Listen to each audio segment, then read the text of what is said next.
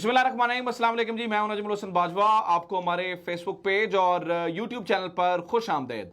नाज़रीन इकराम, audio leak के हवाले से एक नई किस्त इस वक्त सामने आ चुकी है और इस नई किस्त में बहुत सारी चीज़ों के बारे में बताया गया है।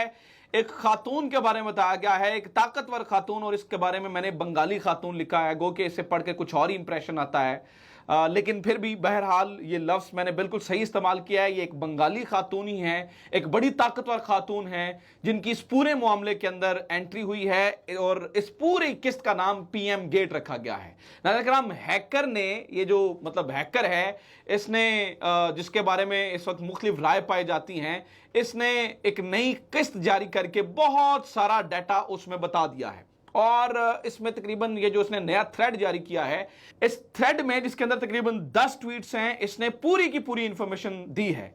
ये नई इंफॉर्मेशन क्या है, बंगाली खातून का क्या ताल्लुक है, कच्चा चट्टा कैसे खुल रहा है, इस बारे में मैंने आपको बताना है। इसके अलावा किंग मेकर इस वक्त खुफिया मुलाकातें कर रहे हैं।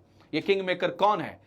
इस किंग मेकर का ताल्लुक ना किसी सियासी जमात से है, इस किंग मेकर का ताल्लुक ना किसी अस्करी हवाले से है, किसी अस्करी ऑर्गेनाइजेशन से है, ना इसका ताल्लुक पाक फौज से है, ना इसका ताल्लुक जुडिशरी से है, ना इसका ताल्लुक सियासत से है। ये किंग मेकर इस वक्त खुफिया मुलाकातें कर रहा है और इस किंग मेकर की मुलाकातों से बहुत कुछ नई डीलें हो रही हैं। ये किंग मेकर कौन है? ये जिसके बारे में जो है ना वो बहुत सारे सहाफ़ी लिख भी रहे हैं, इसके बारे में मैंने आपको बताना है कि ये किंग मेकर अपने साथ 2 बंदों को लेकर मुलाकातें कर रहा है। ये क्या गेम है? लेकिन सबसे पहले ये जो नई किस्त जारी हुई है ना, इसमें बहुत सारी चीज़ें सामने आई हैं। ये ज़रा सुन लीजिए कि ये नई किस्त कौन सी है। नाज़रीन इकराम, इस हैकर ने जिस तरह से, वैसे मैं पहला हैकर देखा जिसके बारे में तकरीबन आधी कौम जो है वो दुआएं कर रही है, और मैं मुख्तलिफ चीज़ें भी देख रहा था इसको लेकर कि भाई अपना खाने का ख्याल रखना, फुला फुला फुला। बहरहाल, इस हैकर ने जो नई किस्त जारी किया नाज़रीन इकराम, इसकी ये कुछ चीज़ें मैं आपके सामने स्क्रीन पे चला भी देता हूँ। ये कहता है, उसने हैशटैग पीएम गेट का इसका नाम रखा है। ये कहता है कि 2 इस्लामी मुल्क, जिनमें से एक छोटा मुल्क है और एक बड़ा मुल्क है, इन्होंने बड़े मुल्क को फैसिलिटेट किया है छोटे मुल्क ने, और इस छोटे मुल्क ने इसराइल से एक कंट्रोल्ड सॉफ्टवेयर इस बड़े मुल्क को लेकर दिया है जो इस पूरे ऑडियो लीक से कनेक्टेड है। बात दोबारा समझिएगा, हैकर ये कह रहा है कि 2 मुल्क हैं, 2 इस्लामी मुल्क हैं इस पूरे मामले के अंदर जो नई किस्त इसने जारी की है। उसमें यह कहता है कि एक छोटा मुल्क है इस्लामी मुल्क और एक बड़ा इस्लामी मुल्क है। छोटे इस्लामी मुल्क ने फैसिलिटेट किया है बड़े इस्लामी मुल्क को इसराइल से कंट्रोल सॉफ्टवेयर लेने के लिए, और ये दोनों इस्लामी मुल्क जो हैं वो इसराइल को तस्लीम नहीं करते हैं। फिर इसने, अब ये मुझे समझ नहीं आ रही थी कि ये क्या मामला है, फिर हैकर ने नीचे कुछ मजीद इंफॉर्मेशन दी। उसमें वो ये लिखता है कि ये छोटा इस्लामी मुल्क है, इस छोटे इस्लामी मुल्क की जो सरबराह है वो एक खातून है। फिर हमने जब सर्च किया, और मुझे वैसे तो मुझे देख के ही अंदाज़ा हो गया कि ये बांग्लादेश की बात हो रही है, लेकिन फिर भी हमने सर्च किया कि किसी और इस्लामी मुल्क को हेड खातून तो नहीं कर रही, लेकिन फिर हमें अंदाज़ा हुआ नहीं, ये बांग्लादेश के बारे में बात हो रही है। तो जो मुमकिन तौर पर बादियों नज़र में नज़र आ रहा है वो ये कह रहा है कि बांग्लादेश की जो प्राइम मिनिस्टर हैं हसीना वाजिद, ये वो बंगाली खातून है जो बड़ी ताकतवर है। हसीना वाजिद ने फैसिलिटेट किया है बड़ा मुल्क जो बादियों नज़र में नज़र आ रहा है पाकिस्तान को, इसराइल से ये कंट्रोल सॉफ्टवेयर लेने के लिए, जिसे हम पेगासस कहते हैं, जिसके बारे में मैं आपको बहुत सारी चीज़ें बता चुका हूँ पिछले एपिसोड्स के अंदर, आपको अगर आपने देखी हो।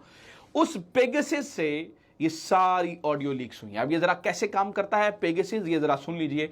मैंने वैसे तो पिछले ही बता दिया है। कल रात अरशद शरीफ ने इस बारे में स्टोरी ब्रेक की है। अरशद शरीफ भी कह रहे हैं कि पाकिस्तान ने 3 पेगासस थर्ड पार्टी से लिए, 3 पेगासस सॉफ्टवेयर थर्ड पार्टी से लिए। ये जो हैकर ने नई इंफॉर्मेशन जारी की है, हैकर भी ये कह रहा है कि थर्ड पार्टी यानी कि छोटा इस्लामी मुल्क जिसकी सरबराह खातून है, उसके जरिए से हमने ये 3 पेगासस सॉफ्टवेयर लिए हैं। अब ये पेगासस क्या करते हैं? वैसे ना सिर्फ जो चूंकि ये पेगासस जो है ये एनएसओ इसको हेड कर, मतलब एनएसओ के अंडर है। एनएसओ एक इसराइली कंपनी है। इसके अलावा भी कुछ जो है ना वो सॉफ्टवेयर हैं, जैसे कि फिनफिशर है, जैसे स्पाईवेयर के लिए, मतलब मेलवेयर के लिए आप माफ़ कीजिएगा, मुख्तलिफ जो है ना वो सॉफ्टवेयर इस्तेमाल करते हैं। लेकिन जो जिसके ज़्यादा चांसेस हैं वो पेगासस है। हैकर ने ये नई इंफॉर्मेशन दी है कि ये जितनी चीज़ें रिकॉर्ड हुई इनको बग करके रिकॉर्ड नहीं किया गया है, यानी कि ऐसा नहीं हुआ कि अंदर कोई आला लगाया गया हो और आले के जरिए जो है उसको रिकॉर्ड किया। हैकर नई किस्त में यह कहता है कि ये तमाम जो इंफॉर्मेशन है ये पेगासस के जरिए रिकॉर्ड की गई।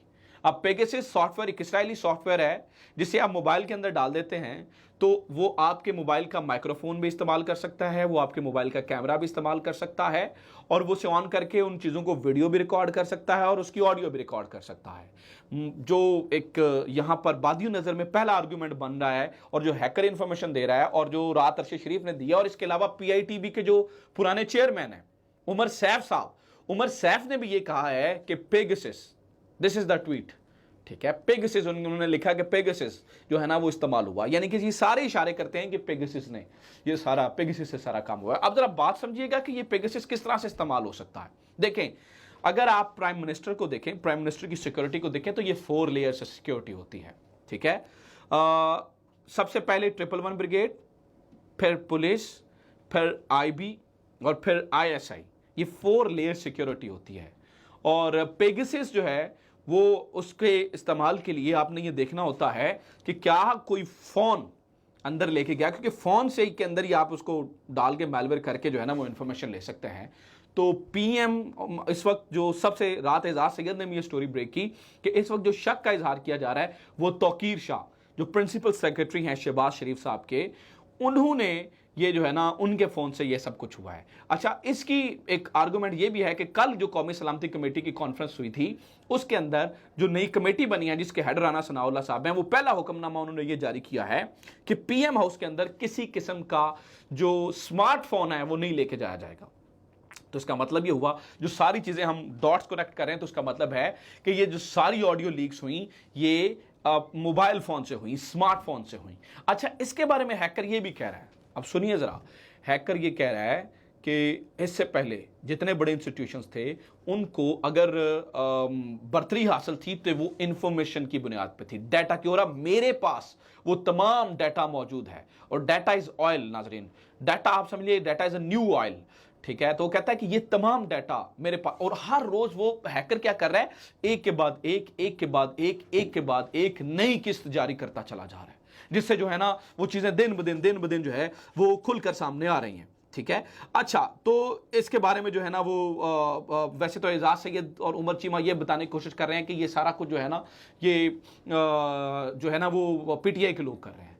अच्छा, मैं आपको एक और ख़तरनाक बात बताऊं, नजम सेठी साहब ने कल रात के प्रोग्राम में ये बताने की कोशिश की है कि जो हैकर है उस हैकर ने वो डाटा चोरी किया। अब बात बड़ी इंपॉर्टेंट है, वो कहते हैं जी उस हैकर ने डाटा चोरी किया रावलपिंडी या इस्लामाबाद के एक खास दफ्तर से, और उस खास दफ्तर से डाटा चोरी करके उसने इमरान खान तक पहुंचा दिया है, और इमरान खान जो है वो एक के बाद एक किस्त जारी करते चले जा रहे हैं, और इसका फ़ायदा जो है वो पाकिस्तान तहरीक इंसाफ को हो रहा है, उल्टा मरियम नवाज को इसका नुकसान हो रहा है। इसके बारे में जो है ना वो ये सारी बातें जो है ना वो की जा रही हैं। अब बात बड़ी इंपॉर्टेंट है नाज़रीन कराम, अभी वीडियो मुझे पता थोड़ा टाइम ज़्यादा हो रहा है, लेकिन मैं ये चाह रहा हूँ कि आप इन चीज़ों को समझ लीजिएगा। अभी मैंने आपको किंग मेकर के बारे में बताना है क्योंकि बातें इस वक्त बहुत इंपॉर्टेंट है। किसी ने पूछा फवाद चौधरी से कि आप ये ऑडियो लीक्स के बारे में बात करें इस्टेब्लिशमेंट से, तो वो कहते हैं हमें बात करने की क्या ज़रूरत है, इस्टेब्लिशमेंट जब हमारी सारी बातें मान रही है तो हमें बात करने की क्या ज़रूरत है। तो बात समझिए, ऑडियो लीक्स का नुकसान जो है वो इस वक्त नून लीग को हो रहा है और इनके अपने किए की सज़ा मिल रही है। इसका मतलब है कि ताकत अभी भी कहीं और है, और इसका मतलब ये भी है कि इमरान खान से मामला थोड़े सेटल्ड होते हुए हमें नज़र, क्योंकि जो ऑडियो लीक हुई वो इमरान खान को उसका उल्टा फ़ायदा हुआ। अब जनाबे वाला, इन सारी चीज़ों को छोड़कर ज़रा मैं एक और इम्पॉर्टेंट नुक्ते की तरफ आपकी नज़र दिलवा दूँ, वो ये है किंग मेकर की खुफिया मुलाकातें। अब ये क्या चक्कर है नाज़रीन कराम, इस वक्त 3 रुकनी एक वफ्द लंदन के अंदर मौजूद है।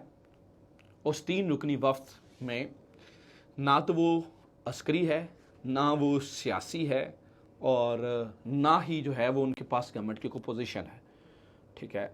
ये 3 रुकनी वफ्द मुलाकातें कर रहा है इस वक्त, और इस 3 रुकनी वफ्द के अंदर कौन कौन लोग मौजूद हैं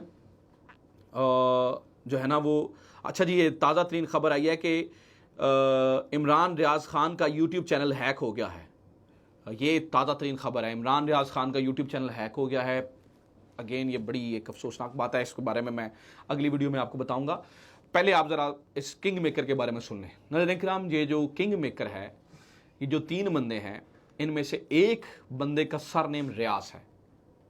चले मैं नाम बता देता हूँ। मलिक रियाज के साथ मुबैना तौर पर 2 बंदे और लंदन के अंदर मौजूद हैं जो मुलाकातें कर रहे हैं। जो मुलाकात नवाज शरीफ और शहबाज शरीफ और इसहाक डार की हुई थी, जिसके बाद ये इसहाक डार वापस आए हैं, वो मुलाकात भी नाज़रीन इकराम ये याद रखिएगा कि उस मुलाकात में भी ये किंग मेकर मौजूद था। और ये मुलाकात ना नवाज शरीफ के घर हुई थी, ना शहबाज शरीफ के घर हुई थी, और ना इसहाक डार के घर हुई थी। ये मुलाकात भी उसी किंग मेकर की वजह, और उसके बाद जो है ना वो तय हुआ था कि जो है ना वो वापस आएंगे। इसके अलावा आज एक खबर ये भी है कि मरियम नवाज को भी बरी कर दिया गया है। इसके बारे में मैं आपको अगली वीडियो में बता रहा हूँ। तो किंग मेकर की मुलाकातें जो है वो बड़ा फ़र्क डाल रही हैं। ये किंग मेकर आगे क्या कर दे, इसकी मालूमात जो ही मैं आपके सामने आएंगी, आपके सामने रखूँगा। अपना ख्याल रखें। खुदा हाफिज़। पाकिस्तान जिंदाबाद।